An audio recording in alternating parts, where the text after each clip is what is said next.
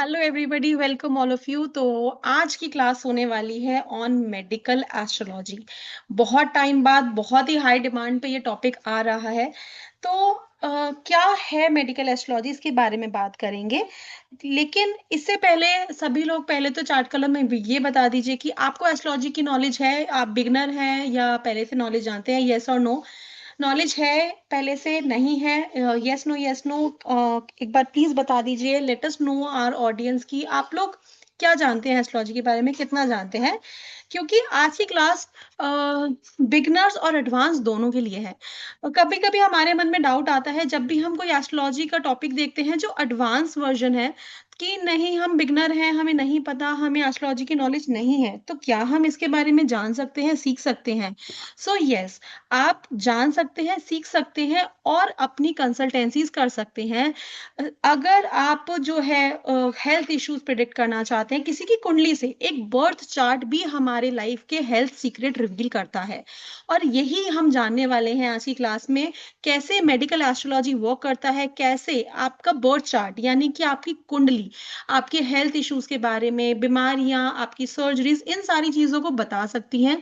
तो चलिए क्लास को शुरू करते हैं with our expert astrologer doctor Kshitij Dave sir. Thank you Prachi ji. So Hariom to all.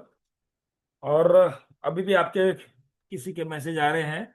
Yes Preeti ji, basic knowledge है। पूनम जी कह रहे हैं बिगिनर्स है। तो यस, ये जानना बहुत जरूरी है कि जो हमारी ऑडियंस है वो एस्ट्रोलॉजी से कितना जुड़ी है। और थोड़ा बहुत भी अगर एस्ट्रोलॉजी पता है, थोड़ा बहुत भी, नॉट मेजर, बेसिक भी पता है, तो यस, बेसिक एंड बिगिनर्स दोनों के लिए ही ये आज की क्लास काफी इंटरेस्टिंग रह सकती है। सो बिफोर स्टार्टिंग, पहले तो हम लोग ये देखते हैं कि मेडिकल एस्ट्रोलॉजी जिसके बारे में आज चर्चा करने की कोशिश कर रहे हैं, ये मेडिकल एस्ट्रोलॉजी एज एन ये टॉपिक कैसे ये आया, या इसको एस्ट्रोलॉजी द्वारा किसी के मेडिकल कंडीशन को देखना क्यों अर्जेंसी है, या क्यों आज के डेट में it is necessary. With all due respect to the doctors, doctor अपना काम करते हैं, दवाई अपना काम करते हैं, but there are planets, there are individual planets, there are individual houses जो किसी व्यक्ति को बीमार, कम बीमार, ज्यादा बीमार या एकदम सीरियस किसी गिवन पर्टिकुलर डे से बना सकती है। नॉट ओनली प्लैनेट्स, नक्षत्र भी इसमें इंपॉर्टेंट रोल प्ले करते हैं। तो जब जब हम मेडिकल एस्ट्रोलॉजी की बात करते हैं तो ये एस्ट्रोलॉजी का पार्ट बन जाता है, एक ब्रांच बन जाता है, जहां पर हम एस्ट्रोलॉजी के सूत्र के द्वारा, यानी कि ज्योतिष के प्रिंसिपल्स के द्वारा, हम किसी जातक के स्वास्थ्य के बारे में बात करते हैं। ऐसे माना जाता है कि हमारे शरीर में 300 रोग, 300 से ज्यादा रोग हो सकते हैं। हमारे शरीर में 300 से ज्यादा, एक स्वस्थ शरीर में भी कुछ रोग हो सकता है। कुछ रोग वेरी टेम्पररी, कुछ रोग एकदम जो हम लोग नजरअंदाज कर देते हैं। कहते हैं ना, एक वर्ड होता है नाखून में भी, मैं एकदम हेल्दी हूं, नाखून में भी रोग नहीं है। तो यानी कि कहीं ना कहीं नाखून में एक रोग हो सकता है ना, ये वर्ड आया होगा कहीं से। तो आज के डेट में हम इतना फास्ट लाइफ में जी रहे हैं जहां पर हमें स्वास्थ्य के ऊपर ध्यान देने का या तो टाइम नहीं मिल रहा, फ्रेंकली स्पीकिंग टाइम नहीं मिल रहा, या हमारी लाइफस्टाइल आज जो फास्ट हो गई है, हर तरीके से आचार विचार विहार, हर तरीके से जो हमारी लाइफस्टाइल बन चुकी है, जहां पर हमें एज एन एस्ट्रोलॉजर भी हमें टाइम नहीं मिल रहा कि हम हमें स्वास्थ्य को, ग्रहों की, जब मैं ग्रह कहता हूं तो इंडिविजुअल प्लैनेट, नक्षत्र, राशि सब कुछ आ जाता है उसमें, ग्रहों के द्वारा थोड़ा बहुत तो जाने। नो डाउट, बीमार व्यक्ति है डॉक्टर के पास जाएगा और डॉक्टर से इलाज कराना ही जरूरी है। कोई आयुर्वेदिक से कराएगा, कोई एलोपैथी से कराएगा, कोई होम्योपैथी से कराएगा। बट क्या आपको मालूम है, अगर इंडिविजुअल चार्ट में ये भी इंडिकेशन देता है कि किसी जातक को कौन सी ट्रीटमेंट ज्यादा सूट करेगी। किसी इंडिविजुअल को कई बार होता है ना कि जैसे मान के चलो, यहाँ पे वीरेंद्र जी मुझे यहाँ पे दिख रहे स्क्रीन पर, तो मान के चलो वीरेंद्र जी, भगवान ना करे, लेकिन वीरेंद्र जी को आयुर्वेदिक ज्यादा सूट करता हो, सेम बीमारी के लिए मुझे होम्योपैथी सूट कर जाए। तो कभी ये होता है ना कि कोई लोग बोलते हैं जिनको जो ट्रीटमेंट सूट हो जाता है, तो बोलते हैं ये ट्रीटमेंट आप करो। बट वो जब दूसरा व्यक्ति वही ट्रीटमेंट लेता है तो शायद वो सूट नहीं करता। क्यों सूट नहीं करता? शरीर वैसा ही है, रोग वैसा ही है, सेम दवाई ले रहे हैं, एज पैटर्न भी सब कुछ सेम होने के बावजूद भी there are an number of reason. उसमें से एक रीजन आ सकता है कि आपके ग्रह या आपकी कुंडली के अनुसार शायद ये ट्रीटमेंट आपको सही नहीं है। मेडिकल एस्ट्रोलॉजी इज नथिंग, सिर्फ इतना ही नहीं जानना है कि जातक बीमार पड़ेगा कि नहीं बीमार पड़ेगा। मेडिकल एस्ट्रोलॉजी से सिर्फ इतना ही नहीं देखना है कि जातक जातक बीमार पड़ेगा तो रिकवरी होगा नहीं होगा, लंबे समय की बीमारी आएगी, ये तो बहुत उसमें जाएंगे ही जाएंगे। लेकिन मेडिकल एस्ट्रोलॉजी आपको एक लाइन ऑफ ट्रीटमेंट भी विथ प्लानिटरी रेमेडीज के साथ साथ लाइन ऑफ ट्रीटमेंट भी आपको मेडिकल एस्ट्रोलॉजी द्वारा पता लग सकता है। मेरी कुंडली में जस्ट एन एग्जांपल, उतना रिजिड नहीं बजाना अभी, लेकिन मेरी कुंडली में मान के चलो शनि अच्छा हो या पीड़ित भी हो तो मैं होम्योपैथी ट्रीटमेंट में नहीं जाऊंगा। क्यों? बिकॉज होम्योपैथी में थोड़ा बहुत एल्कोहल कंटेंट हो सकता है जिसके कारण मेरा शनि खराब हो सकता है। या फिर मैं ऐसे नहीं बोलूंगा डायरेक्टली, बट ये भी हो सकता है कि मुझे होम्योपैथी ट्रीटमेंट सूट ना करे just because of Saturn's placement in my horoscope. Ayurvedic को वैसे भी हम बोलते हैं स्लो ट्रीटमेंट है, लेकिन वेरी गुड ट्रीटमेंट है। आयुर्वेदिक एकदम यूनिवर्सल ट्रीटमेंट है। एलोपैथी किसी को एलर्जी होती है, हमने बहुत रेयर केस में सुना होगा कि आयुर्वेदिक ट्रीटमेंट की एलर्जी हुई है, लेकिन होम्योपैथी और एलोपैथी में एलर्जी आ सकता है राहु के कारण। होम्योपैथी एलोपैथी राहु, होम्योपैथी में जैसे मैंने कहा एल्कोहल कंटेंट, एलोपैथी में केमिकल कंटेंट, और ये सब राहु का कारक बन सकता है। तो हो सकता है राहु के कारण भी किसी को कोई लाइन ऑफ ट्रीटमेंट सूट ना करे। सो अगेन, मेडिकल एस्ट्रोलॉजी वो शास्त्र नहीं है जहां पर सिर्फ हम एक कुंडली के माध्यम से, सिर्फ कुंडली के माध्यम से हम ये देखें कि कोई जातक बीमार पड़ेगा, कितना बीमार पड़ेगा, रिकवर होगा नहीं होगा। बट हम मेडिकल एस्ट्रोलॉजी के मदद के द्वारा हम डेफिनेटली ये भी जान सकते हैं कि जातक को लाइन ऑफ ट्रीटमेंट कौन सी सूट कर सकते हैं। So let start. इस मेडिकल एस्ट्रोलॉजी के सब्जेक्ट के ऊपर थोड़ा सा और रोशनी डालते हैं और इसके ऊपर थोड़ा सा चर्चा करते हैं। So let start, just give me 1 second, I will share my slide.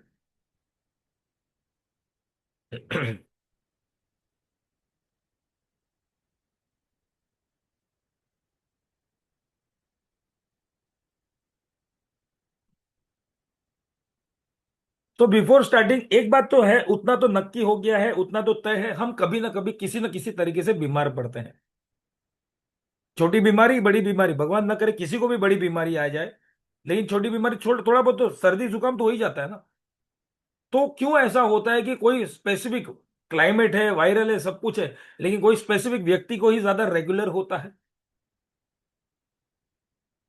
घर में अगर मेरे मेरे घर में 5 लोग हैं और क्लाइमेट खराब है तो मैं पांचों के 5 लोग बीमार होने चाहिए। या वायरल चल रहा है तो 5 के 5 हो सकता है, बट यूजुअली 5 में से सिर्फ 2 बीमार पड़ रहे हैं, 3 स्वस्थ है, या 3 सही है और 2 स्वस्थ, 2 बीमार पड़ रहे हैं, या 3 बीमार पड़ रहे हैं 2 स्वस्थ है। या ओवरऑल, नॉट ओनली घर, ओवरऑल सोसाइटी में भी देखें तो ऐसा क्यों हो सकता है? Just because of planetary systems, उस समय की दशा, अलाइनमेंट, गोचर, ये सब कुछ हम मेडिकल एस्ट्रोलॉजी द्वारा देख सकते हैं। सबसे पहले तो मेडिकल एस्ट्रोलॉजी की जब आप बात करते हैं तो पहले एस्ट्रोलॉजी क्या है। देर आर फ्यू पीपल यहां पर हो सकते हैं जो एकदम बेसिक में हो या एकदम बिगिनर हो। तो एस्ट्रोलॉजी क्या बोलता है, व्हाट इज एस्ट्रोलॉजी? तो एस्ट्रोलॉजी का एक सिंपल डिफिनेशन संस्कृत के माध्यम से अगर देखा जाए, ज्योतिषाम सूर्यादि ग्रहणाम बोधकम शास्त्र। ज्योतिष वो शास्त्र है जहां सूर्य आदि ग्रहों को, यहां पे जब हम सूर्य आदि ग्रहों की बात करते हैं तो सूर्य से लेके केतु वाले ग्रह प्लस नक्षत्र, जो 27 नक्षत्र है, प्लस 12 राशि, प्लस जो हमारी कुंडली के 12 भाव है, ये सब कुछ उसके अंदर आ गया। उसको जब हम जान लेते हैं, उसका बोध हम लेते हैं, उसको हम स्पेसिफिक उसकी स्टडी करते हैं, तब हमें ज्योतिष शास्त्र का ज्ञान मिलता है। और ज्योतिष शास्त्र का ज्ञान लेकर हम क्या करते हैं? ह्यूमन माइंड है, क्यूरियोसिटी है, हमारे साथ आगे कल क्या होगा। आज तो भले हम चर्चा करेंगे मेडिकल पे, लेकिन फिर भी हम आगे कल की चिंता करते हैं ना, कि कल पैसा मिलेगा नहीं मिलेगा, प्रमोशन होगा नहीं होगा, बिजनेस अच्छा चलेगा नहीं चलेगा, शादी होगी नहीं होगी, संतान सुख मिलेगा नहीं मिलेगा, और बाद में लास्ट में हम सोचते हैं स्वास्थ्य सही होगा कि नहीं होगा। लॉजिकली हम अगर हमारे एज के हिसाब से जाए तो वो सही बात है, एक पर्टिकुलर एज के बाद हम स्वास्थ्य के बारे में सोचना शुरू कर देते हैं। लेकिन आज के डेट में ऑल्दो मेडिकल साइंस काफी आगे बढ़ गया है, लेकिन आज के डेट में जब हम फाइनेंशियल चिंता करते हैं, आज के डेट में हम हमारी पारिवारिक चिंता करते हैं, प्रोफेशनल चिंता करते हैं, तो साथ साथ मेडिकल या हेल्थ वाइज भी चिंता करना या हेल्थ पे भी ध्यान देना जरूरी है। हेल्थ इज, आज के डेट में 35 के एज में भी हार्ट अटैक आता है। पहले के जमाने में जो लोग थे वो 95 120 साल तक जीते थे, 95 100 क्रॉस करते थे, सब प्रकार की मीठा खाना खाते थे, लेकिन फिर भी डायबिटीज नहीं था।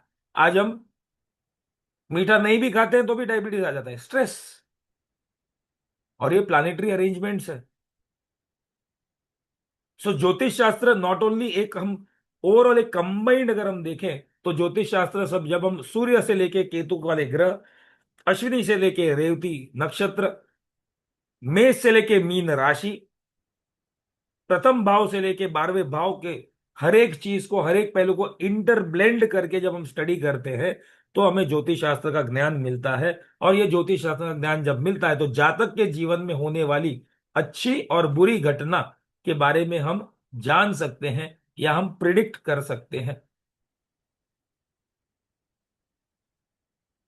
तो जब हम बोलते हैं अच्छी या बुरी घटना, तो बुरी घटना में हेल्थ भी आ जाता है। हेल्थ, हम तभी, जब डॉक्टर के पास कौन जाता है, बीमार होता है तभी। ज्योतिष के पास कौन जाता है, जब प्रॉब्लम में है तभी। तो हम भी एक प्रकार के डॉक्टर है। और यहां पर हम, भले हम ऑफिशियली या फिर फॉर्मली एकेडमिकली कोई डॉक्टर वाली डिग्री, मेडिकल डॉक्टर वाली डिग्री नहीं लेंगे, लेकिन डेफिनेटली थ्रू एस्ट्रोलॉजी हम थोड़ा बहुत डॉक्टरी जानेंगे, ह्यूमन एनाटॉमी जानेंगे ही जानेंगे। बिकॉज हर एक राशि, हर एक ग्रह, हर एक नक्षत्र हमारे बॉडी पार्ट को रूल करता है। हर एक राशि, हर एक नक्षत्र, हर एक भाव, हर एक बीमारी के ऊपर भी रूल करता है। कोई एक आध प्लानेट हो सकता है जो हेडेक का कारक बनता है, एक आध प्लानेट प्लानेट जो होता है जो बैक पेन का कारक बनता है, एक आध प्लानेट है जो कैंसर जैसी बीमारी का भी कारण बनता है, एक आध प्लानेट डायबिटीज का कारण बन सकता है, एक आध प्लानेट ब्लड प्रेशर का कारण बन सकता है। सो एवरीथिंग ज्योतिषाम सूर्यादि ग्रहणम बोधकम शास्त्र, बस इसको ध्यान में ले लिया तो सब कुछ इस शास्त्र के द्वारा, ज्योतिष शास्त्र के द्वारा आप समझ सकते हो।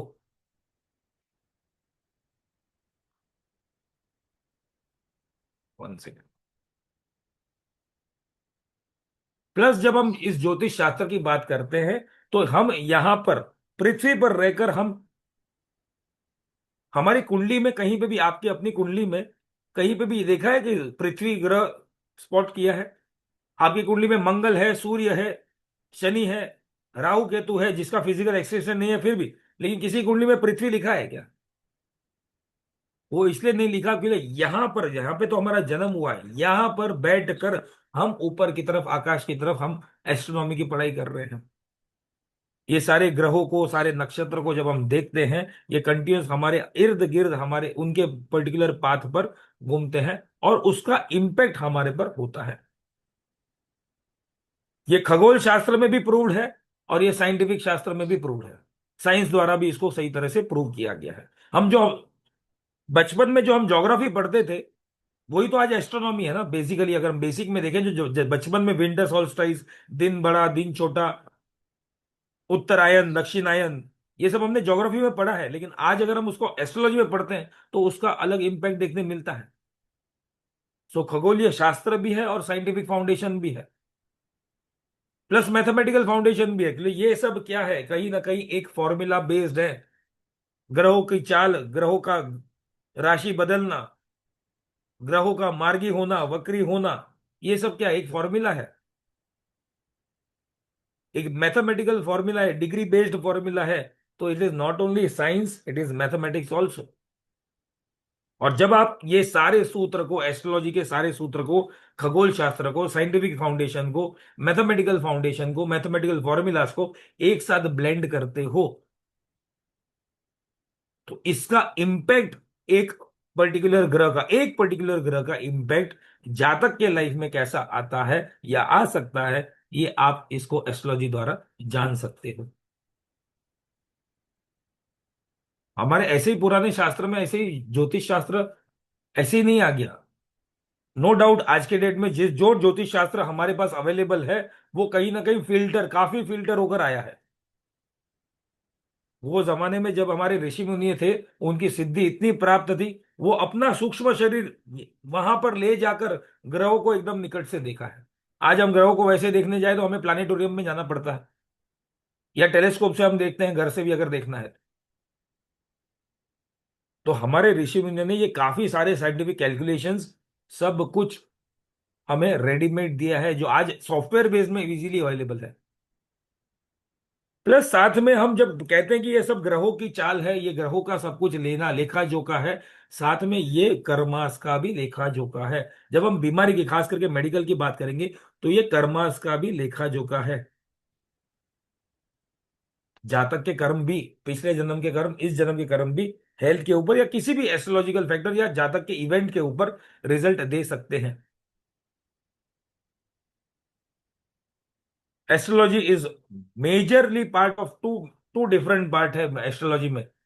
एक गणित ज्योतिष, जिसको मैथमेटिकल एस्ट्रोलॉजी कहते हैं, और दूसरा है फलित ज्योतिष। जो मैथमेटिकल पार्ट है, आज के डेट में काफी इजी हो गया है, जो सॉफ्टवेयर के द्वारा हमें कुंडली प्राप्त हो जाती है। लेकिन अगर आज हम देखें, अगर मैं मैन्युअल कुंडली, पंचांग के हेल्प से मैन्युअल कुंडली, सिर्फ कुंडली बनाने, एनालिसिस तो दूर की बात है, सिर्फ कुंडली बनाने बैठूं तो, अगर मेरा फॉर्मूलाज मुझे सब कुछ सही तरीके से आता है, तो कुंडली बनाने में ही 4 से 5 घंटे चले जाएंगे। आज कुंडली बनाने में कितना टाइम लगता है? 1 मिनट या उससे भी कम, with the help of all the software, जो भी सॉफ्टवेयर अवेलेबल है। कोई सॉफ्टवेयर ज्यादा अच्छा है, कोई अच्छा बुरा, कोई बुरा नहीं है, लेकिन कोई ज्यादा अच्छा है, कोई उसमें प्रिडिक्शन भी, बट प्रिडिक्शन जेनरिक हो जाते हैं। तो मैथमेटिकल एस्ट्रोलॉजी समझना आज के डेट में थोड़ा इंपॉर्टेंट है। प्रैक्टिकली शायद हम लोग ना भी करें। सॉरी। सेकेंड फैक्टर जो ज्योतिष में आता है, वो है फलित ज्योतिष, यानी कि प्रिडिक्टिव। जो भी आपने मैथमेटिकल फॉर्मूलाज लगाए हैं, या जो भी आपने मैथमेटिकल फॉर्मूला इस ग्रहों की चाल को या ग्रहों के नेचर को समझने में यूटिलाइज किए हैं, वो ग्रह एक जातक को कितना इंपैक्ट करेगा, कैसे इंपैक्ट करेगा, कब इंपैक्ट करेगा, क्या वो इंपैक्ट अच्छा होगा, क्या वो इंपैक्ट बुरा होगा, क्या वो इंपैक्ट बुरा होकर उससे भी कुछ बचने के चांसेस हैं, ये सब कुछ आता है फलित ज्योतिष, यानी कि प्रिडिक्टिव एस्ट्रोलॉजी में। सो मैथमेटिक्स एंड फलित प्रिडिक्टिव दोनों ही इंपॉर्टेंट है। अब यहां पर एक चार्ट मैंने दिखा दिया है, यहां पे देखो, एक मेडिकल एस्ट्रोलॉजी। फिर आगे जाके हम डॉक्टर्स बनने वाले हैं, नॉट ऑफिशियल डॉक्टर, लेकिन बट एस्ट्रोलॉजी में डॉक्टर बनने वाले हैं। यहां पे अगर चार्ट में अगर देखो ध्यान से, first house, third house, sixth house, seventh house, eighth house, 12th house, 11th house, सब कुछ मैंने हाईलाइट भी किया। 12th हाउस नहीं चाहिए हाईलाइट किया शायद यहाँ पर, बट ये सब कुछ हाईलाइटेड है, ये सब कुछ इंपॉर्टेंट हाउसेज हैं। तो इसी को अब हम आगे आज की चर्चा में समझेंगे, मेडिकल एस्ट्रोलॉजी। कितने लोग डॉक्टर, कोई डॉक्टर है यहाँ पर बाय एनी चांस? डॉक्टर यानी कि नो पीएचडी वाले डॉक्टर नहीं, कोई डॉक्टर है जो मेडिकल साइंस में है, इन्वॉल्व है, कोई है? कोई नहीं है? चलो कोई बात नहीं। तो डॉक्टर जब हम बनते हैं, या कोई भी डॉक्टर जब डिग्री लेकर डॉक्टर की पदवी पर जाता है, तो एक ओथ उनको लेनी पड़ती है, जिसका नाम है हिपोक्रेट्स ओथ, हिपोक्रेटिक ओथ। और हिपोक्रेटिक ओथ क्या है? डॉक्टर मधु पुरोहित जी बोलते हैं, नहीं मैं डॉक्टर नहीं हूं। ओके, यानी कि आप पीएचडी वाले doctor. Okay sir, okay ma'am, thank you. जैसे मैं हूं वैसे, बराबर ना? Very good. चलिए, कोई बात नहीं, हम डॉक्टर तो डेफिनेटली बनेंगे। अगर वैसे ऑफिशियली या फॉर्मली एजुकेशन वाइज हम एकेडमिकली नहीं बने, तो डेफिनेटली इस कोर्स में हम आगे जाके तो डॉक्टर बनेंगे ही बनेंगे, उतना तो वादा मैं आप सभी से करता हूँ। At the end of the day मैं आप सबको डॉक्टर ही बुलाऊंगा फिर बाद में। अब तो सिर्फ लिखा है डॉक्टर क्षितिज दवे, डॉक्टर मधु पुरोहित, आगे हम doctor Sunita Khurana, doctor Pallavi, doctor Taranjeet Singh, सबको हम डॉक्टर बोलेंगे। ठीक है? तो जो लोग डॉक्टरी की परीक्षा पास करके, एमबीबीएस की परीक्षा पास करके डॉक्टर की पदवी पर जाते हैं, तो वो एक ओथ, यानी कि एक शपथ लेते हैं और वो शपथ को बोलते हैं हिपोक्रेटिक ओथ। तो ये जो हिपोक्रेट जो था ना, जो फादर ऑफ मेडिकल साइंस को बोला गया या मेडिसिन को बोला गया है, तो इन्होंने एक वर्ड बोला है या इन्होंने एक फ्रेज दिया है, जो व्यक्ति एस्ट्रोलॉजी नहीं समझता, जो डॉक्टर खुद एस्ट्रोलॉजी नहीं समझता, वो मूर्ख है। ऐसा उन्होंने बोला है, ये मेरे शब्द नहीं है, गूगल कर लेना। इसका मतलब क्या हुआ, बहुत डीप मीनिंग है दोस्तों। आज अगर आप जो आयुर्वेदिक डॉक्टर्स को, जितने भी आयुर्वेदिक डॉक्टर्स को जानते होंगे, आपके संपर्क में वो होंगे, वो 90% ऑफ आयुर्वेदिक डॉक्टर्स ज्योतिष शास्त्र को जानते हैं, नाड़ी पकड़ते हैं भाई। ज्योतिष में नाड़ी ज्योतिष भी है, और हेल्थ में भी नाड़ी है। और there are many doctors even in on the platform of Divine Grace as in students participants या प्रीवियस बैचेस में, ऐसे बहुत सारे डॉक्टर्स मैंने देखे हैं जिन्होंने ये मेडिकल एस्ट्रोलॉजी वाला कोर्स किया है, या मेडिकल एस्ट्रोलॉजी या एस्ट्रोलॉजी पढ़ रहे हैं, not only medical astrology, astrology पढ़ रहे हैं, बिकॉज लाइन ऑफ ट्रीटमेंट जैसे मैंने बोला वो काफी इंपॉर्टेंट है। तो हिपोक्रेट ने खुद ने, जो फादर ऑफ मेडिसिन है, उन्होंने खुद ने ये स्टेटमेंट दिया है, जो डॉक्टर एस्ट्रोलॉजी नहीं जानता वो मूर्ख है। और मैं थोड़ा इसमें चेंज करता हूं, जो एस्ट्रोलॉजर मेडिकल एस्ट्रोलॉजी नहीं जानता वो मूर्ख नहीं है, मैं उनको किसी को मूर्ख नहीं बोलूंगा, कि मेरी वो हैसियत नहीं है किसी को वैसा बोलने के लिए। लेकिन जो ज्योतिष मेडिकल एस्ट्रोलॉजी नहीं जानता, वो इनकम्प्लीट ज्योतिष है। बिकॉज जब क्वेश्चन आएंगे एज एन एस्ट्रोलॉजर, आपके पास जब क्वेश्चन आएंगे, कोई बीमार व्यक्ति के क्वेश्चन आएंगे, आप केवल 6 8 12 भाव देखोगे, जो थोड़ा बहुत पढ़ा है या थोड़ा बहुत ज्ञान है, एक्सपीरियंस है, नो डाउट 6 8 12 भाव देखना इंपॉर्टेंट है, 6 हाउस 8 हाउस एंड 12 हाउस। लेकिन शायद आप बीमारी की जड़ नहीं पकड़ पाओगे, आप वैसे ही डॉक्टर बनोगे या वैसा ही ट्रीटमेंट दोगे जो बीमारी का इलाज करेगा। हमें क्या करना है एज एन एस्ट्रोलॉजर या मेडिकल एस्ट्रोलॉजर, बीमारी को रूट से निकालना है, या उसका कारण पहले समझना है।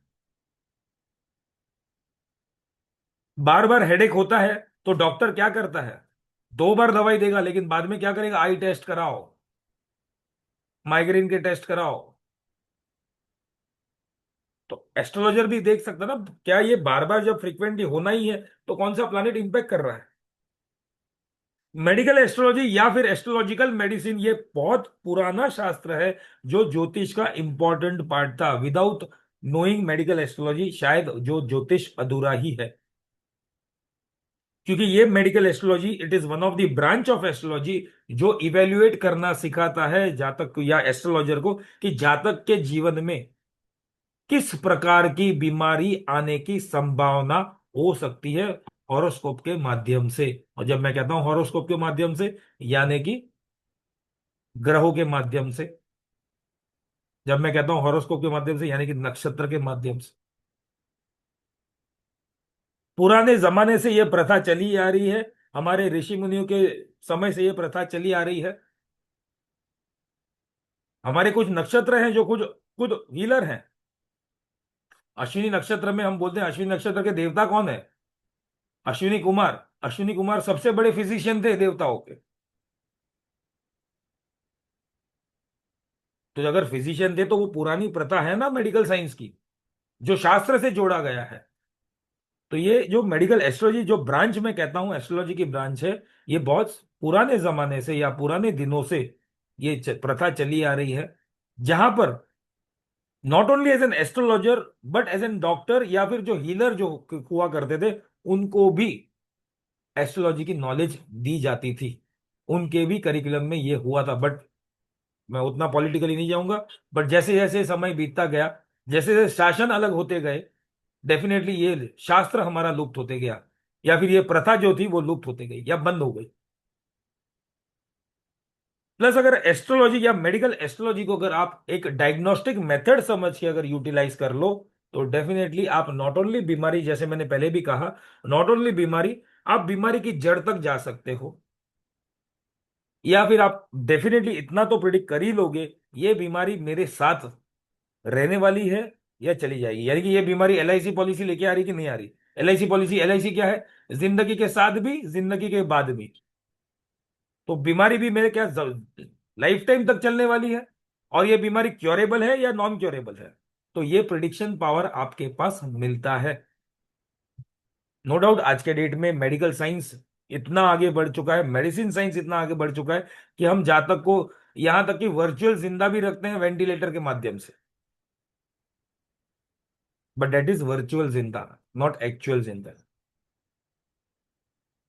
और अगर आप सही तरीके से मेडिकल एस्ट्रोलॉजी को एक डायग्नोस्टिक टूल की तरह इस्तेमाल करें, तो डेफिनेटली आप एक जातक के जीवन में जो लिखा गया है या लिखा से गया है, यदि एक जातक के जीवन में नक्षत्रों द्वारा, ग्रहों द्वारा, ग्रहों के पोजीशन द्वारा जो बताया जा रहा है, वो आप डेफिनेटली प्रिडिक्ट कर सकते हो। अगर हम देखें थोड़ा बहुत, यहाँ पे एक पिक्चर मैंने साइड में यहाँ पे हमने रखा हुआ है। अदरक है, फिर बाद में कड़ी पत्ता है, फिर बाद में कुछ वैसे हर्ब्स है, कुछ कुछ हर्ब्स है। तो ऑल दीज हर्ब्स ना कहीं रिलेटेड टू नक्षत्र ऑल्सो। आपने सुना होगा ना, नक्षत्र द्वारा भी कुछ हर्ब्स है। तो ये हर्ब्स या ये पेड़ क्यों दिए होंगे? डेफिनेटली इनका कुछ हेल्थ से जुड़ा होगा। तो मेडिकल एस्ट्रोलॉजी का पुराने रीति रिवाज जो हम हीलिंग में या फिर ट्रीटमेंट में यूज करते हैं, तो उसका कनेक्शन होगा।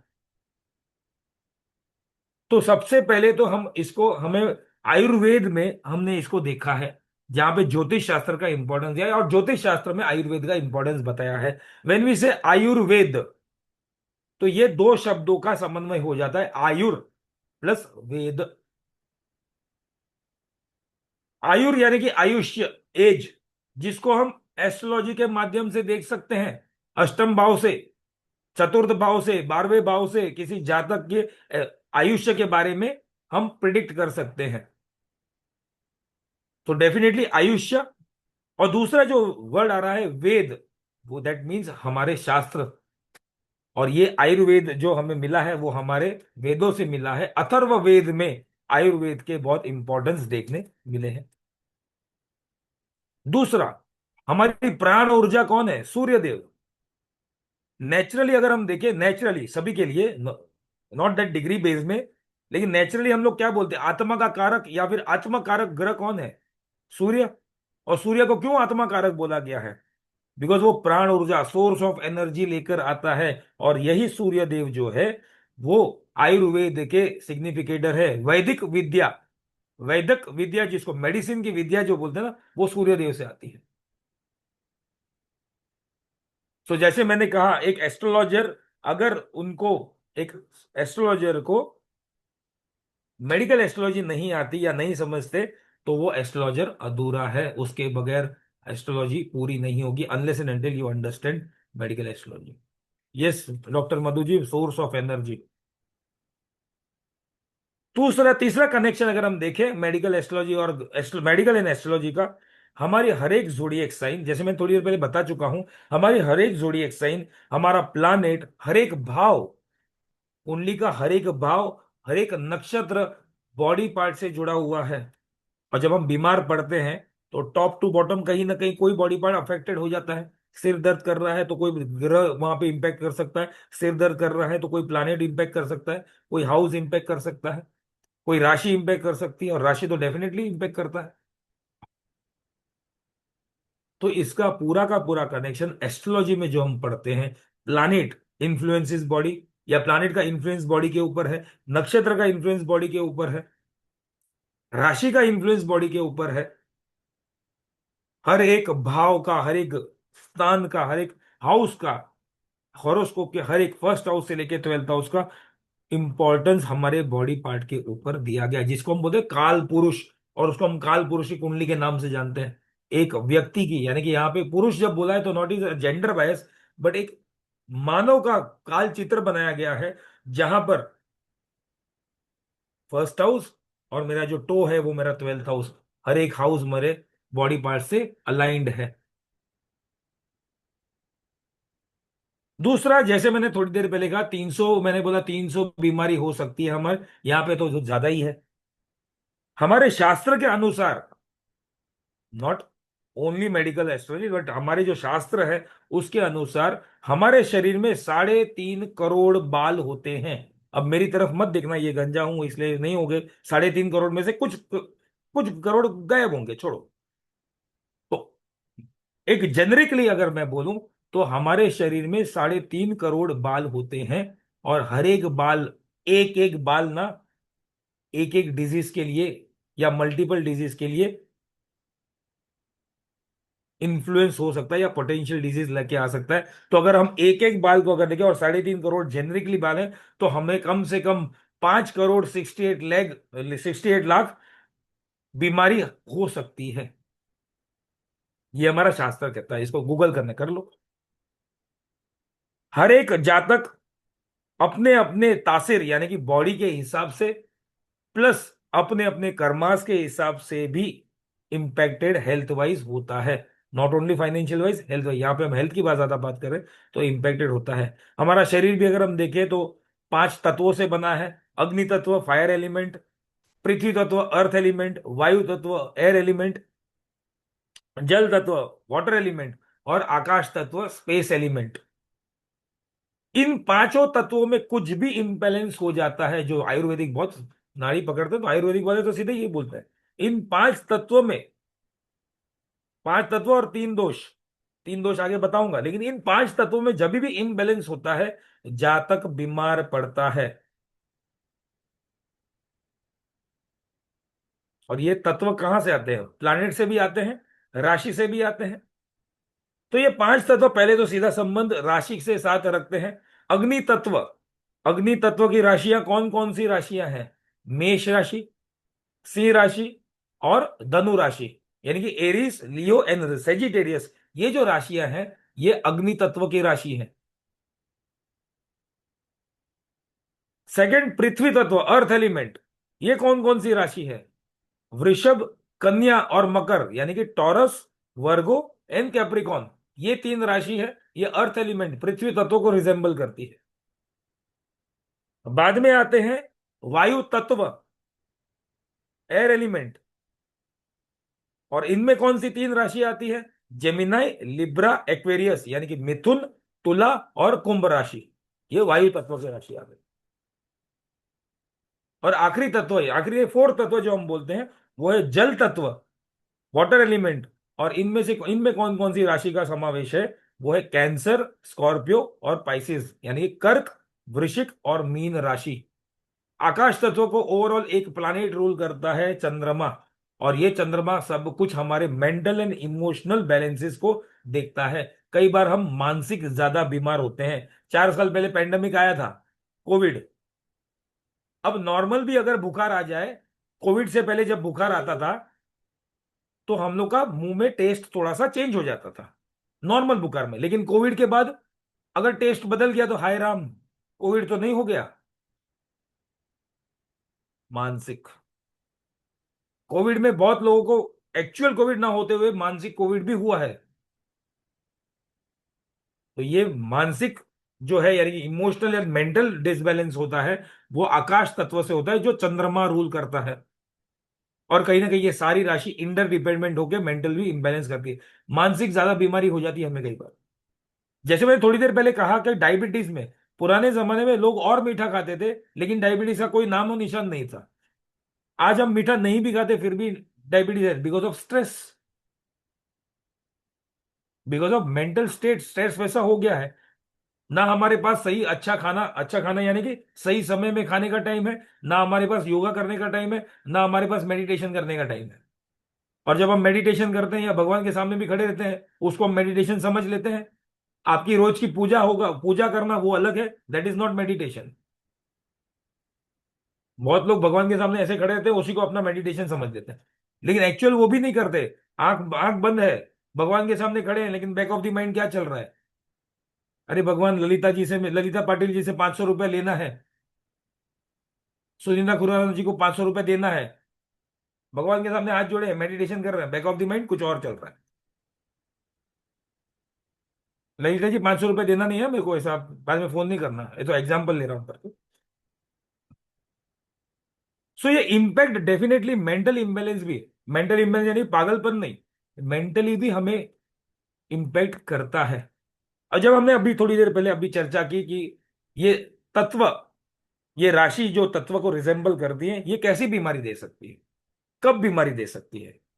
जैसे मैंने कहा, इनमें से कोई भी तत्व का इम्बैलेंस हो जाए, तो कहीं ना कहीं किसी न किसी प्रकार की बीमारी आ सकती है। सो सबसे पहले अग्नि तत्व, अग्नि तत्व की राशियां कौन सी थी? 1, 5, 9 कौन सी राशि थी? Aries, Leo and Sagittarius. ये तीन राशि, अग्नि तत्व की राशि, जातक के, इंडिविजुअल जातक के हेड के ऊपर, हार्ट के ऊपर, थाइस के ऊपर और फीट के ऊपर रूल कर सकती है।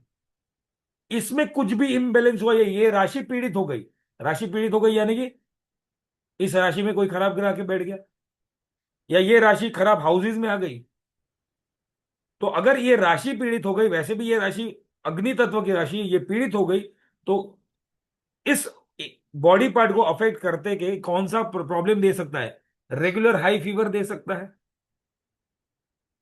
रेगुलर कंपन दे सकता है विदाउट एनी रीजन, ठंडी नहीं है फिर भी ठंडी लग रही है। और जब हम ज्यादा शिवरिंग करते हैं तब डॉक्टर कहता है ना, पहले 2 दिन क्या कहते हैं, वायरल है, और बाद में बोलते हैं 2 दिन से शिवरिंग आ रही है, फिर बाद में टेस्ट कराने बोलता है निकलता जॉन्डिस, फ्लू। हंगर इश्यूज, या तो भूख ज्यादा लगना या भूख का बिल्कुल ना लगना, ज्यादा प्यास लगना या बिल्कुल प्यास ना लगना, और स्लीप डिसऑर्डर्स दे सकता है। अगला तत्व पृथ्वी तत्व, कौन कौन सी राशि? वृषभ, कन्या और मकर। ये कौन कौन से एरिया पे इंपेक्ट करता है? गले पर, स्टमक पे, पेट में, घुटनों में, और ये स्किन के ऊपर इंपेक्ट कर सकता है।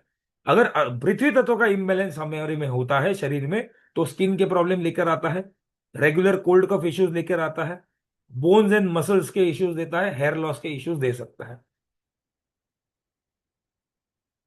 वायु तत्व की राशियां 3, 7, 11, जेमिनाई, लिब्रा और एक्वेरियस, यानी कि मिथुन, तुला और कुंभ। ये कौन कौन से बॉडी पार्ट पे इंपेक्ट करता है? लंग्स के ऊपर, ब्लड के ऊपर, श्वसन तंत्र के ऊपर यानी कि ब्रीदिंग प्रोसेस के ऊपर, एनस के ऊपर, रेक्टम के ऊपर। और इनमें से कोई राशि पीड़ित हो जाती है, तो इंपैक्ट जातक के उसमें स्वेलिंग, किसी भी बॉडी पार्ट में स्वेलिंग देखने मिल सकता है, पाइल्स देखने मिल सकता है, ब्लड के प्रॉब्लम देखने मिल सकता है, संधिवात जिसको हम रूमेटिज्म बोलते हैं, ये बहुत कॉमन चल रहा है आफ्टर सम सर्टन एज।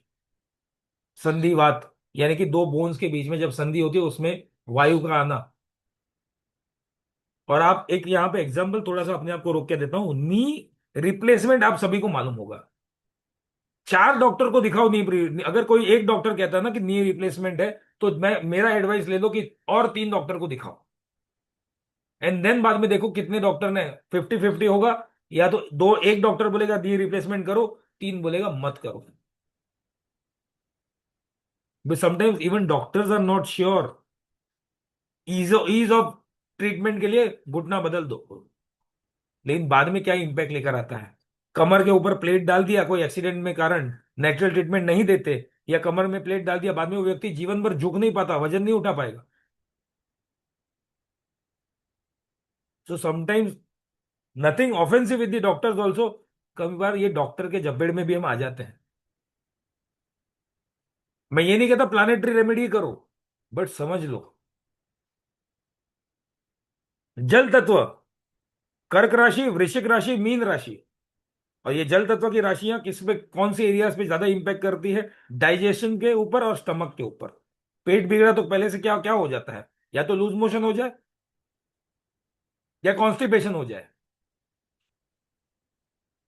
जल तत्व की राशि स्टमक डाइजेशन के अलावा भी हमें वाटर रिटेंशन ज्यादा कर सकती है, ज्यादा वाटर रिटेंशन हो गया स्वेलिंग भी आ सकता है।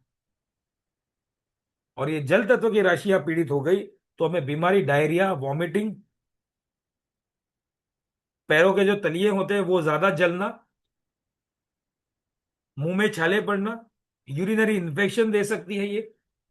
तो ये तत्वों का भी इम्बैलेंस अगर हो गया तो डेफिनेटली ऐसी बीमारी हो सकती है। जब हम ये 4 तत्व और चंद्रमा का आकाश तत्व जब हम देखते हैं, तो उसके साथ यहां पर आयुर्वेद ज्यादा रोल प्ले करता है। उसके साथ 3 दोष भी आते हैं हमारे शरीर में। तत्व तो है, इसके साथ ये दोनों का एक ही रूप है। इन तत्वों के साथ साथ कुछ दोष भी आते हैं, 3 प्रकार के दोष आते हैं, वो है कफ के दोष। कफ के दोष अर्थ एलिमेंट और वाटर एलिमेंट का दोनों का जुड़ना। पित्त के दोष water element and fire element, आप एसिडिटी होती है तब तो पेट में पित्त हो जाता है, पित्त हो जाता है तब वॉमिटिंग हो जाती है। वॉमिटिंग ना हो पाए तो अंदर ही इंफेक्शन हो जाए, दैट लीड्स टू जॉन्डिस।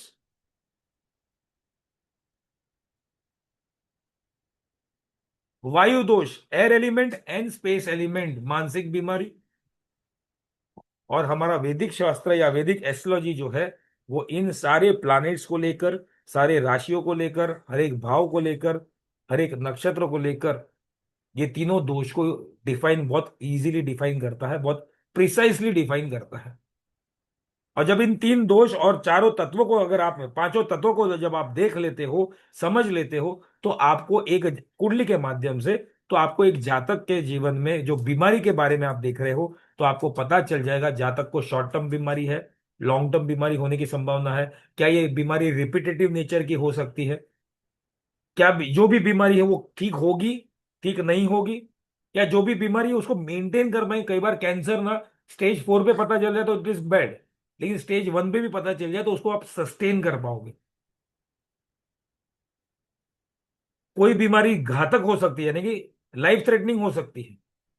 कोई बीमारी हमारे खुद के फूड हैबिट्स के द्वारा द्वारा आती है।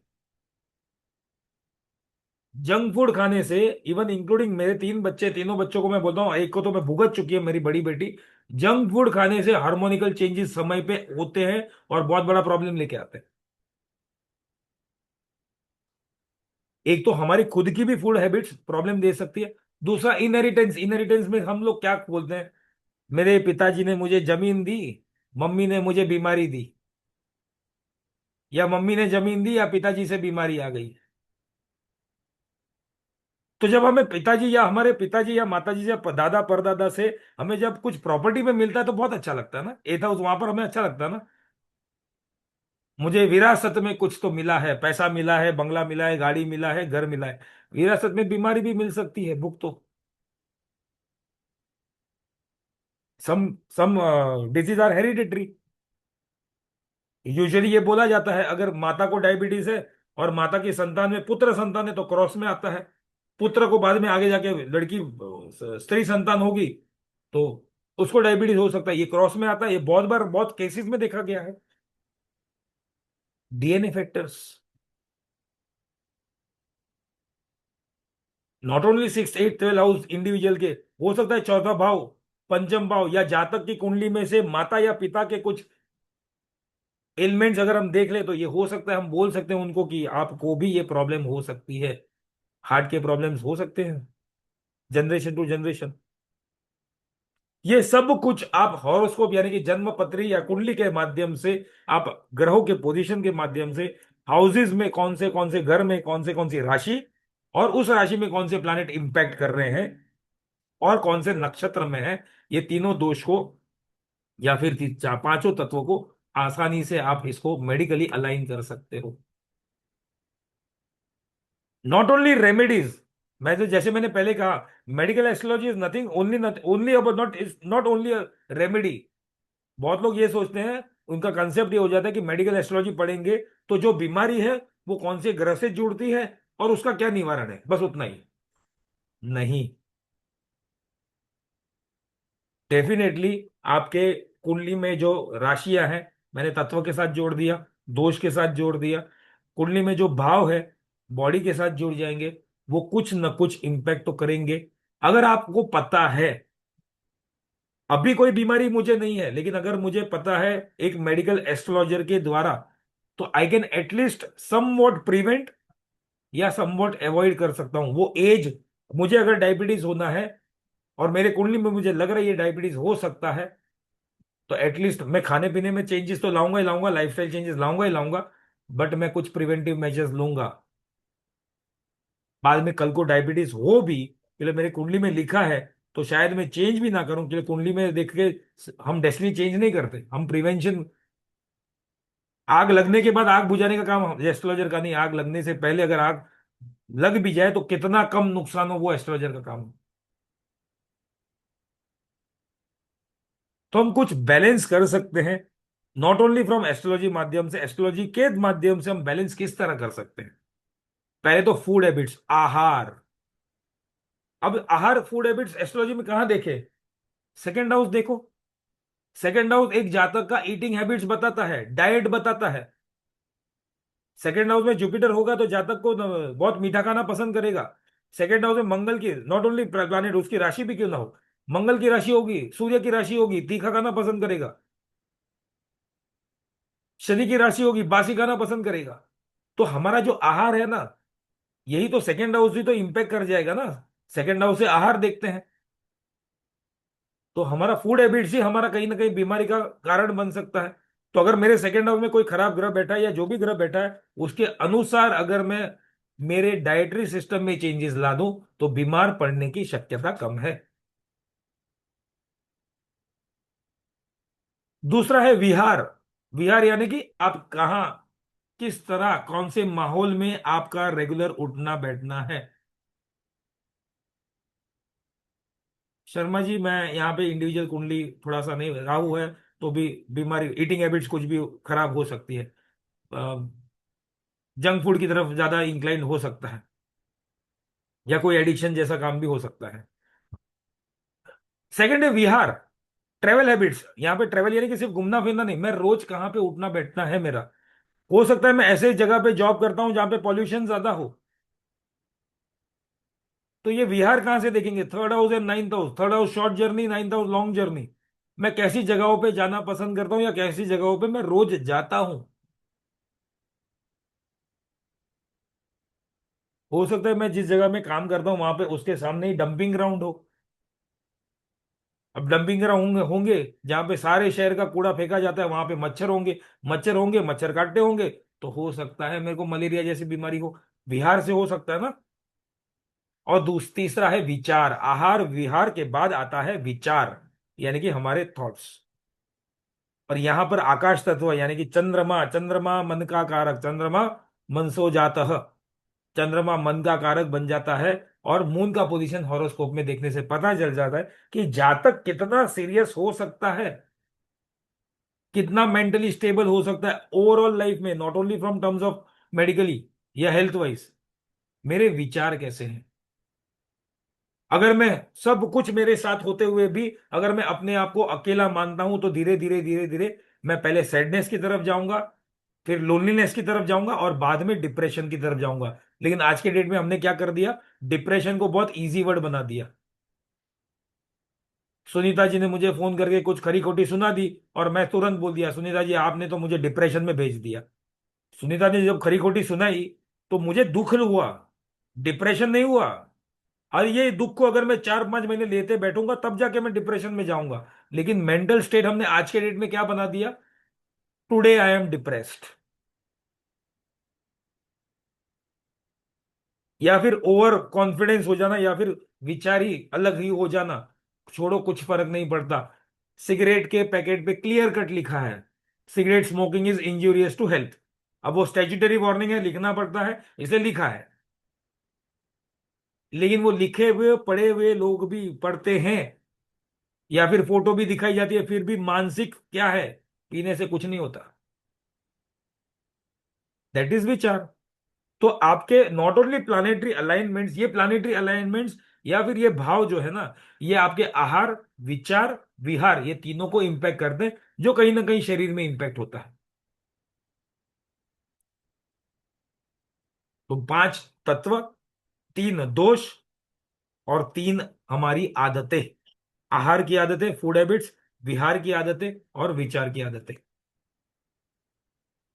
इसके अलावा जब इसका ब्लेंड हम देखते हैं, तो ग्रहों के पोजीशन में कहां देखें, कुंडली में कहां देखें, तो आप देख लो कौन कौन से हाउसेस इंपॉर्टेंट हो जाते हैं। एक मेडिकली अगर आपको देखना है, मैंने एक जिस्ट आपको दे दिया कि कौन सा तत्व कौन सी राशि से ब्लेंड हो जाता है। और ये तत्व का इंपॉर्टेंस दोष में कहां से आ जाता है, यहां पर जो मैंने बताया, कफ का issues, earth element and water element. यानी कि अगर मेरी 2, 6, 10 वाली राशि और 4, 8, 12 वाली राशि कुछ कंबाइन में कुछ गलत कुछ हो रहा है, तो डेफिनेटली ये दोनों ही मुझे कफ के इश्यूज दे सकते हैं। तो ये तो हमने जान लिया, लेकिन ये हाउसेस भी इंपॉर्टेंट है। प्राइमरी अगर हम मेडिकल एस्ट्रोलॉजी या फिर कुंडली के माध्यम से हम किसी के जातक के हेल्थ के बारे में जब हम देखते हैं, तो छठा भाव, अष्टम भाव और 12वां भाव काफी इंपॉर्टेंट हो जाता है। छठे भाव को तो रोग, ऋण और शत्रु यानी कि रोग भाव बोला ही है। अष्टम भाव को सीधा सीधा क्या बोल दिया? अष्टम भाव मृत्यु का भाव है, यानी कि डेथ का भाव है। अब मेडिकली है या डेथ की बात करें तो मेडिकल में क्या हो सकता है? बीमारी, एक्सीडेंट, इंजुरी। इंजुरी भी होकर भी जरूरी नहीं कि एक्सीडेंट में ही सीधा सीधा व्यक्ति मर गया। एक्सीडेंट के द्वारा कुछ इंजरी हुई, क्या वो इंजरी रिकवरेबल होगी? नहीं होगी। कोमा में जाएगा या नहीं जाएगा? कोमा में जाकर वापस से आएगा नहीं आएगा, या सीधा परलोक सिधार जाएगा कि नहीं जाएगा? तो एथ हाउस, और बाद में twelfth house. Twelfth house is exit एथ हाउस के साथ। तो सिक्स हाउस रोग का भाव, एथ हाउस क्रॉनिकल डिजीज, लंबी बीमारी। सिक्स हाउस से जो रोग होगा हो सकता है वो क्योरेबल हो, लेकिन सिक्स हाउस का रोग अगर ज्यादा ही इंपैक्ट एथ हाउस के ऊपर भी कर सकता है, या सिक्स हाउस का मालिक एथ में बैठा है तो वो रोग कन्वर्ट कर सकता है। सिक्स हाउस से स्टमक के इश्यूज में बोल रहा हूं, लेकिन उसके ऊपर ध्यान नहीं दिया गया। या फिर सिक्स हाउस का लॉर्ड स्टमक का इश्यूज देकर सिक्स हाउस का लॉर्ड एथ हाउस में बैठा है, ये स्टमक कैंसर भी दे सकता है। सिक्स हाउस में जुपिटर या वीनस का होना डायबिटीज दे सकता है। लेकिन अगर इस सिक्स हाउस में बैठे हुए जुपिटर का कोई भी कनेक्शन एथ हाउस से हो, या एथ हाउस का लॉर्ड जुपिटर के नक्षत्र में हो, तो ये डायबिटीज जीवन भर रहेगा। ट्वेल्थ हाउस हॉस्पिटल की यात्रा, बंधन योग जिसको हम बोलते हैं। और ट्वेल्थ हाउस फेटल आउटकम्स, घातक। तो प्राइमरी मेडिकल एस्ट्रोलॉजी या एस्ट्रोलॉजी में जब हम किसी के स्वास्थ्य को देखते हैं तो 6, 8, 12 को ज्यादा इंपॉर्टेंस दिया जाता है। उसके बाद अगर एक एक हाउस की अगर हम देखें, अपार्ट फ्रॉम 6, 8 एंड 12, पहला भाव भी इंपॉर्टेंट निकले। यहां पर क्या है? फर्स्ट हाउस क्या है? जातक खुद। फर्स्ट हाउस इज मैं खुद। जो भी परिणाम मेरे जीवन में मिलने वाले हैं वो मुझे मिलने वाले, that is my first house. और फर्स्ट हाउस से जातक के फिजिकल कॉन्स्टिट्यूशन को देखा जाता है, कितना स्वस्थ होगा। फर्स्ट हाउस में कोई ग्रह हो या ना हो, फर्स्ट हाउस लग्नेश जिसको हम बोलते हैं, ascendant Lord, ascendant and ascendant Lord. Plus first house से जातक का नेचर भी पता चलता है, जातक कितना सीरियस होगा हेल्थ को लेकर भी। इसके बाद अगर कोई बीमारी होती है तो बीमारी का रिकवरी भी तो देखना है। तो पंचम भाव और 11वां भाव, ये दोनों ही हाउसेस रिकवरी के लिए देखे जाते हैं। पंचम भाव क्यों? क्योंकि सिक्स हाउस से 12वां उसको नेगेट करने वाला भाव। और ट्वेल्थ हाउस क्यों? 12वें से 12वां, 12वें भाव से 12वां भाव, 11th हाउस, जो बीमारी को नेगेट करते हैं यानी कि रिकवरी में हेल्प करते हैं। बाद में आता है डेथ। डेथ तो हमने देख लिया, 8th house and 12th house. एक कंसेप्ट है एस्ट्रोलॉजी में, भावार्थ भावम, यानी कि उस हाउस से वहां से सारे हाउस को नाम दे दो। हर एक हाउस से अलग अलग नाम वापिस से रिपीट कर दो, कुंडली को घुमा दो करके। थर्ड हाउस, थर्ड हाउस जो है ना वो भी काफी इंपॉर्टेंट है बीमारी में, इसलिए थर्ड हाउस अष्टम भाव से 8वां भाव है। एथ हाउस से 8 काउंट करो तो थर्ड हाउस आता है। अगर जातक का फर्स्ट हाउस से एथ हाउस काउंट करते हैं और एथ हाउस अगर मृत्यु का कारण है, तो मृत्यु की मृत्यु थर्ड हाउस, मिरेकल, बच जाने का चांसेस। तो मेडिकल में या एस्ट्रोलॉजी में not only 6, 8, 12 house, not only first house, not only fifth and 11th house, third house भी इंपॉर्टेंट हो जाता है। कितनी भी बड़ी बीमारी संकट आ जाए, क्या ये व्यक्ति एक बार मृत्यु के मुंह से वापस आने के कोई संकेत दे रहा है कुंडली में? थर्ड हाउस चेक करो। और बाद में मारक भाव। देखो कुंडली में दो प्रकार के भाव एडिशनली आते हैं जो दुख देते हैं, एक मारक होता है, एक बाधक होता है। बाधक वो है जो ऑब्स्टिकल्स क्रिएट करता है, मारक वो है जो मृत्यु या मृत्यु तुल्य कष्ट देता है। अब मृत्यु देता है तो ठीक है, अलग बात है, मृत्यु तुल्य कष्ट क्या हो सकता है? बीमारी, गंभीर बीमारी। अगर आज मैं कहता हूं कि मेरी आयुष्य 75, 80 ईयर्स की है, लेकिन आफ्टर 55 ईयर्स में बीमार पड़ने वाला हूं, तो 55 से 75, 20 साल में बीमारी में जाने वाला हूं, तो क्या वो आयुष्य आयुष्य रहेगी?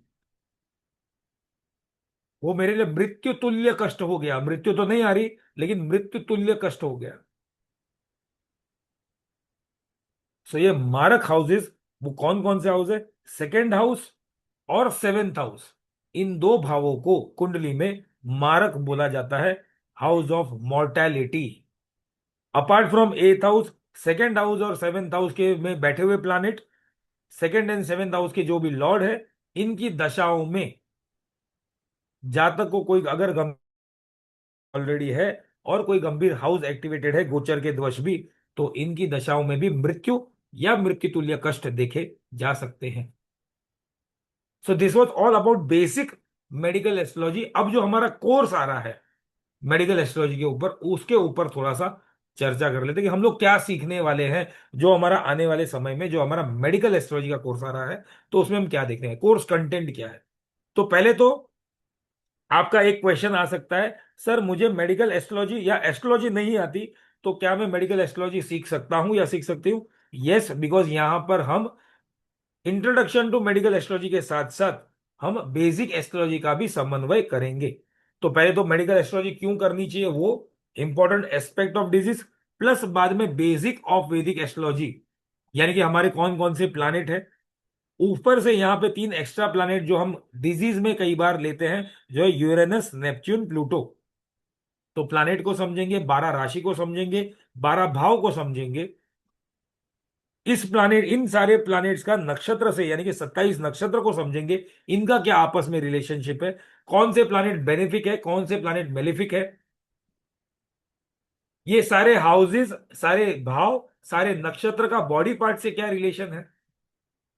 आखिर में जिसको हम एक काल पुरुष की कुंडली बोलते हैं या काल पुरुष का हम चित्र देखते हैं, जिसको बॉडी पार्ट से रिजेंबल किया है राशि और नक्षत्र को, वो हम देखेंगे। अलग अलग लग्न एसेंडेंट के अनुसार प्लैनेट्स के रिलेशनशिप आपस में क्या हो सकते हैं, ये फॉर्मूला आप नॉट ओनली मेडिकल, आप ओवरऑल प्रिडिक्शन में लगा सकते हैं। ग्रहों के द्वारा बीमारी, मेडिकल एस्ट्रोलॉजी में लग्न और लग्नेश का इंपॉर्टेंस क्या है बीमारी में या बीमारी की रिकवरी में, हर एक प्लैनेट का अपना अपना सिग्निफिकेंस देखेंगे मेडिकल पर्सपेक्टिव से। बेनिफिक प्लैनेट जैसे moon, mercury, Jupiter, cruel planet Surya और Mangal, malefic planet Saturn, Rahu, Ketu. Medical astrology not only एक जातक के, हम बालारिष्ट योग को भी समझने की कोशिश करेंगे। बालारिष्ट योग यानी कि संतान के जन्म से लेकर 12 साल तक अगर कोई खराब योग है, कई बार होते हैं विद इन 12 ईयर्स संतान की मृत्यु हो जाती है, शिशु की मृत्यु हो जाती है। ये जो 12 ईयर्स का जो सिस्टम है ना, जिसको हम बोलते हैं बाला अरिष्ट योग, बाल अरिष्ट योग भी बोल सकते हैं, बाल यानी कि ये वाले नहीं, बाल शिशु वाले। क्योंकि इसमें जो पहला 4 साल है वो माता के, दूसरे 4 साल है वो पिता के, और अंतिम जो 4 साल होते हैं वो जातक के खुद के कर्मों के द्वारा भी ऐसे योग हो बन सकते हैं, जहां पे अनटाइमली डेथ देखा जाए, बचपन में ही मृत्यु देखा जाए। एस्ट्रोलॉजिकल प्रिंसिपल्स बालारिष्ट योग को समझेंगे, कौन कौन से कारण से बालारिष्ट योग बनता है, माता पिता की कुंडली के द्वारा भी बालारिष्ट योग बनता है।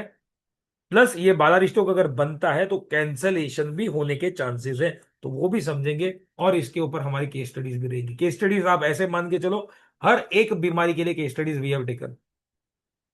दूसरा तीसरा हम इसको बाद में इस कोर्स में हम देखेंगे, कंजेनाइटल बीमारी यानी कि बचपन से ही पैदा होते हुए जो बीमारी होती है वो।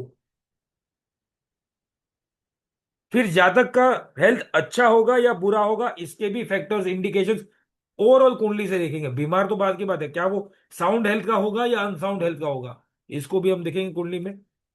मानसिक बीमारी, अब मानसिक बीमारी हम लोग क्या टैग लगा देते हैं, पागलपन नहीं। मानसिक बीमारी में हो सकता है मेंटल रिटार्डेशन, ज्यादा गुस्सा आना भी एक प्रकार की मानसिक बीमारी है, ज्यादा लेजी होना, आइडल रहना, वो भी एक प्रकार की मानसिक बीमारी है, ज्यादा ही फोबिया होना, डिप्रेशन होना, उन्माद जैसी सिचुएशन भी मानसिक बीमारी है। हम लोग डायरेक्ट नहीं जाना चाहिए कि मानसिक बीमारी हो गया या चंद्र पीड़ित हो गया तो आप ये पागलपन हो जाए या पागल हो जाएगा। मेरा राहु चंद्र साथ में है, वो भी 12वें में है। तो जब मैं एस्ट्रोलॉजी सीखता था, तो एक जन से ऐसे ही मैंने, हम लोग आपस में डिस्कस करते हैं, तो मुझे उन्होंने डायरेक्ट बोल दिया तू पागल हो जाएगा एक दिन। अब ये पागलपन मेरे एस्ट्रोलॉजी के लिए है पैशन, तो ये पागलपन जीवन में नहीं है। हम लोग सीधा ना एक गलती कर देते हैं एज एन एस्ट्रोलॉजर भी, बस कुछ योग पढ़ लिया और बिना सोचे समझे शायद हमने अप्लाई कर दिया और किसी जिंदगी खराब कर दी। अब कौन से एंगल से मैं पागल लग रहा हूं? मैं आज तक ढूंढ रहा हूं कारण, और मैं वेट कर रहा हूं मैं कब पागल बनूंगा।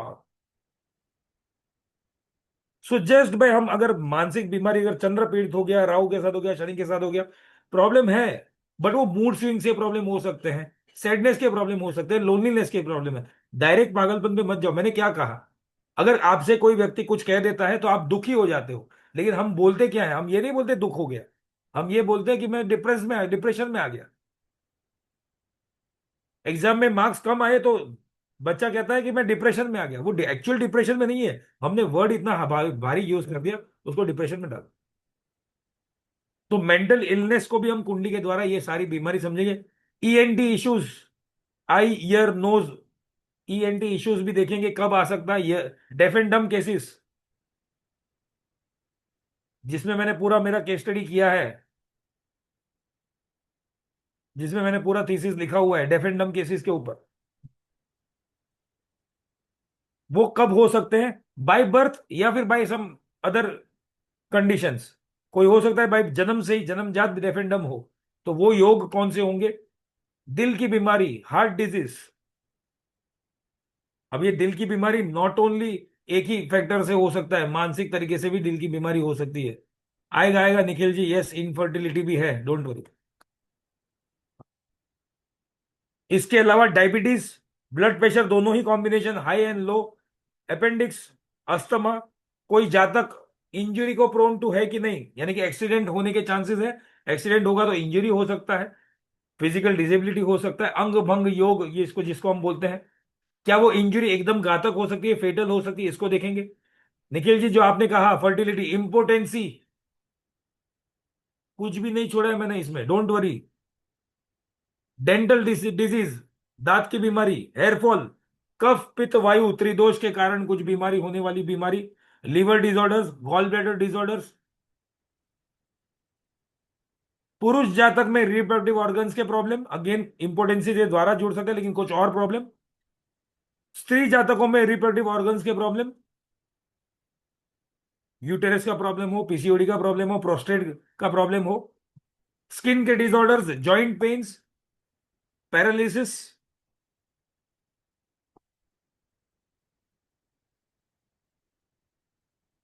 वेट कर लो निखिल जी, कोर्स में आपको ये सारा चीज बता जाएगा जो आप बोल रहे हो अननोन ओरिजिन। डेफिनेटली इसका सोर्स आपको मिल जाएगा। कैंसर इन डिटेल, ये नॉर्मल सिर्फ कैंसर नहीं, ये कौन सा कैंसर है बॉस? लंग्स के कैंसर हैं, ब्लड कैंसर है, बोन मैरो का कैंसर है, ये सब कुछ हम देखेंगे। कैंसर को इन डिटेल हमने रखा हुआ है। कोर्स कैसे होगा, ये जूम पे लाइव होगा, डिटेल कोर्स आपको मिलेंगे यहाँ पर। व्हाट्सएप पे एक कंफर्म ग्रुप बनाया जाएगा, जहां पर आप अगर डिवाइन ग्रेस के आपने ऑलरेडी कोई कोर्स लिए है तो यू नो कि डिवाइन ग्रेस का फंक्शंस कैसे होता है, तो सेम वैसे ही यहाँ पे कंफर्म ग्रुप का एक व्हाट्सएप ग्रुप बनेगा, जहां पे व्हाट्सएप में भी आप अपनी क्वेरी पूछ सकते हो। और व्हाट्सएप ग्रुप, ये अभी जो हमारा मेडिकल एस्ट्रोलॉजी का जो बैच आएगा, दैट इज थर्ड बैच। जो पहला बैच था वो भी आज तक एक्टिव है। मोबाइल ऐप एप्लीकेशन पे आपको एक्सेस होंगे, क्लास की रिकॉर्डिंग्स आपको मिलेंगी।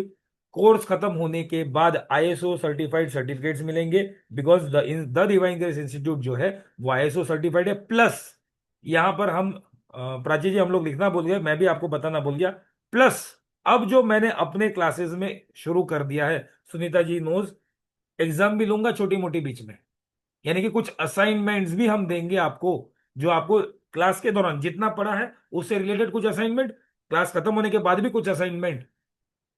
तो असाइनमेंट भी आपको करना है, बिकॉज मेन क्या है देखो, आप अगर अपना पैसा टाइम इन्वेस्ट कर रहे हो तो वो यूटिलाइज करना सीखो। जस्ट 15-20 दिन में कोर्स खत्म करना है, नहीं। This is not the style of my self and divine grace also. हम एक्चुअली चाहते हैं, ये बोलने के लिए नहीं बोल रहा हूं, हम एक्चुअली चाहते हैं कि जो भी पार्टिसिपेंट हमारा कोर्स करे, कोई भी कोर्स करे, वो at the end of the course वो आगे जाकर उसके ऊपर प्रैक्टिस भी करे और प्रोफेशनली प्रैक्टिस करे। प्लस ये कोर्स के दौरान जैसे मैंने बोला, with the course content extensive case studies भी रहेंगी। विदाउट केस स्टडीज हम आगे नहीं जाएंगे। मैं जैसे कुछ बीमारी बता तो केस स्टडी भी हम लोग देंगे। Prachi ji, over to you, then we can take the doubts.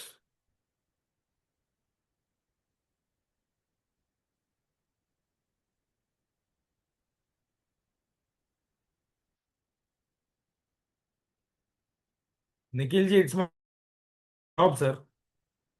Prachi जी,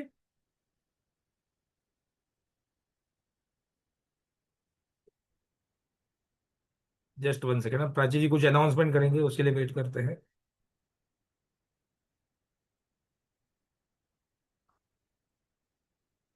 प्राची जी, आप हो?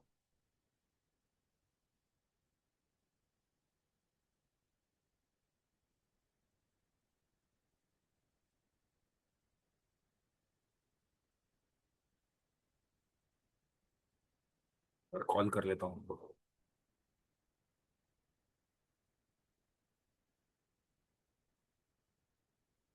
Just wait sir, one second. Person you have called is speaking to some. तो अनलेस, जब तक प्राची जी ज्वाइन करते हैं, मैं आपको बता दूं। यस। हाँ, प्राची जी सो है। सब मेरी वॉइस आ रही है? हाँ, आ रही है आपको भी सर। तो जैसे कि सर ने आप सभी को बताया कि मेडिकल एस्ट्रोलॉजी का फुल कोर्स 3 जनवरी से शुरू होगा। And this is a weekend batch, यानी कि सैटरडे संडे क्लासेस रहेंगी दोपहर में 3 बजे। टोटल बैच जो है वो 18 क्लासेस तक चलने वाला है, यानी कि 9 वीक्स तक आपकी ये क्लास चलेंगी, which will be 1.5, sorry, which will be 2 months, ठीक है। तो इस कोर्स में आप लोग रजिस्ट्रेशन कर सकते हैं एंड 3100 का आप ऑफर भी अवेल कर सकते हैं। This is the year and offer. And registration करके स्क्रीनशॉट शेयर करना कंपलसरी है। जो नीचे रेड कलर से नंबर मेंशन है, 8130283244, इस नंबर पे स्क्रीनशॉट आप लोग शेयर कर दीजिएगा। आपको कंफर्म ग्रुप में हम ऐड कर देंगे। So this is just an investment of 3100, लेकिन जैसे कि सर ने आपको कोर्स कंटेंट एक्सप्लेन किया, इतना वास्ट कोर्स कंटेंट इसमें आपको कवर किया जाएगा। सारी क्लासेस जूम पे लाइव रहेंगी, क्लास की रिकॉर्डिंग लाइफ टाइम एक्सेस के लिए प्रोवाइड की जाती है, स्टडी मटेरियल्स प्रोवाइड किए जाते हैं, and these are certified course. तो ये आपके पास इनके डिजिटल सर्टिफिकेट्स भी शेयर किए जाएंगे। Yes sir, please continue. किसी को कोई डाउट, कुछ पूछना हो, कोर्स से रिलेटेड कुछ पूछना हो, इंडिविजुअल कुंडली के अलावा अपने कोर्स से रिलेटेड कुछ पूछना हो, तो प्लीज अपना हैंड रेस करें।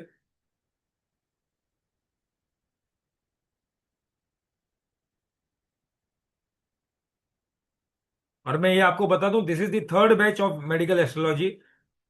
और आज भी हमारे मेडिकल एस्ट्रोलॉजी के पहले दोनों ही जो ग्रुप्स हैं, आज भी एक्टिव है। And there are people who have given feedbacks. देखो, कोर्स खत्म होने के बाद आप सब बोलते हो सर बहुत अच्छा पढ़ा है, बट आज भी वो फीडबैक्स मिल रहे हैं। People are now practising professionally, और मेडिकल एस्ट्रोलॉजी के द्वारा उनको अच्छे रिजल्ट्स मिल भी रहे हैं। तो यहाँ पे मैंने रेमेडीज भले नहीं लिखा हो, बट रेमेडीज भी हम देखेंगे, प्लानिटरी रेमेडीज भी देखेंगे। और क्वेश्चन ये आ सकता है कि क्या एस्ट्रोलॉजी की नॉलेज होना जरूरी है? Not necessary. बेसिक नॉलेज जो इस कोर्स से रिलेटेड है, जैसे मैं हर कोर्स में बताता हूँ, basic knowledge of planets, houses, science, ये डेफिनेटली आपको मिलेंगे। तो अगर आप एकदम बिगिनर है, ज्यादा एस्ट्रोलॉजी की नॉलेज नहीं है, still you can enrol into this course. और जैसे कहा, पहले भी कहा, एक अच्छा ज्योतिष without knowledge of medical astrology, वो ज्योतिष अधूरा ज्योतिष रहेगा। You can practise this professionally.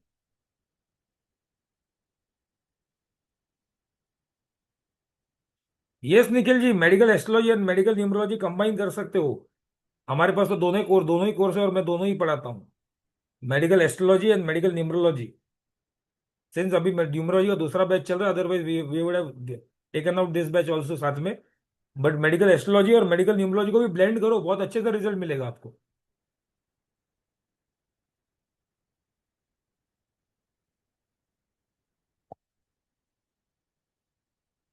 I think Prachi जी, हाँ हाँ, जी अर्चना जी बोलो। हाँ जी सर, नमस्कार। सर, एस्ट्रोलॉजी से जैसे आप सिखाओगे तो वो एस्ट्रोलॉजी केपी तो नहीं होगा ना हमारा?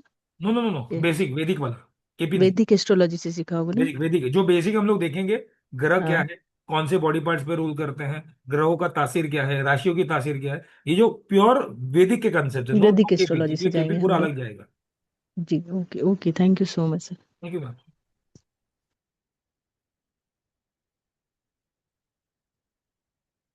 और कोई डाउट, किसी को कुछ पूछना हो, प्लीज आस्क.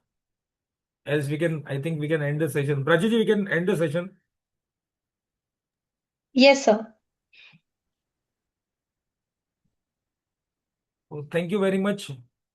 एनरोल करिए. अपना स्क्रीनशॉट प्लीज दिए गए नंबर पे 8130283244 पे अपना पेमेंट स्क्रीनशॉट शेयर करें, so that we can add. Screenshot please add करें, प्लीज. कई बार ऐसा होता है आप पेमेंट कर देते हो, स्क्रीनशॉट शेयर नहीं करते, तो हो सकता है कंफर्म ग्रुप में ऐड करने रह जाए. So please share the screenshot as well. ठीक है. So let's end the session. Thank you very much. Hariom to all. Please take care. Thank you very much.